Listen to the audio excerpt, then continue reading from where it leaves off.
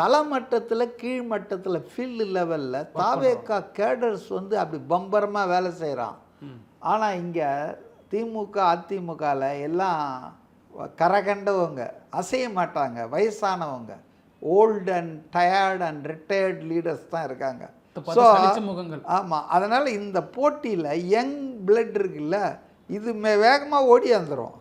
இவங்க வந்து பணம் மற்றதெல்லாம் வசதியாக இருக்கலாம், அறிமுகம் இருக்கலாம், புரியுதுங்களா, தெரிஞ்சு இருக்கலாம், மீடியாவில் வந்துருக்கலாம். ஆனால் அவங்களால வந்து இவங்களுக்கு ஈடு கொடுக்க முடியாது. ஸோ இப்போ நாள் எத்தனைலாம் ஒன்றுமே கிடையாதுங்க. அது மக்கள் வந்து எல்லாத்தையும் தெரிஞ்சு வச்சுருக்காங்க.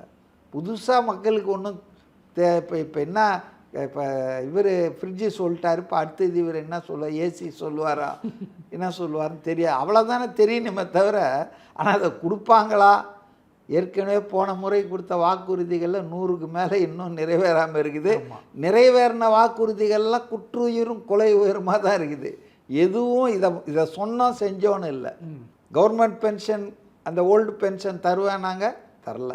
நியூ பென்ஷன் தான் இப்போ பேரை மாற்றிட்டாங்க, அஷ்யூர்டு பென்ஷன் ஸ்கீம்னு. ஆனால் அது ஒரு பென்ஷன், நியூ பென்ஷன் தான், ஓல்டு பென்ஷன் இல்லை. அது மாதிரி சொன்னதை சொல்லாமல் நீட்டு ரத்து பண்ணுவோம் நாங்கள். அது மாதிரி வஞ்சித்திருக்கிறார்கள். இதெல்லாம் மக்களுக்கு இன்னும் புதுசாக இனிமேல் போய் யாராவது மீட்டிங் போட்டு சொல்லணுமா? 5 வருஷமாக தான் பார்த்துட்டு தானே இருக்காங்க இவங்க என்ன டான்ஸ் ஆடுறாங்கன்ட்டு. ஊழல் எப்படி ஆயிருக்கு, சட்டம் ஒழுங்கு எப்படி, பேப்பர் படிக்கிற எல்லாருக்கும் தெரியுங்க. டிவியில் செய்திகள் ஒன்றா மறைக்கலாம். எவ்வளோ கொலைகள் நடக்குது, எவ்வளோ பெண்களுக்கு எதிரான இது பாலியல் வன்கொடுமைகள்லாம் நடக்குது, போலீஸ் எப்படி மோசமாக இருக்குது, எல்லாம் தெரிஞ்ச கதை தானே. இதுக்கு வந்து புதுசாக போய் என்ன பிரச்சாரம் பண்ண சொல்லுங்கள்.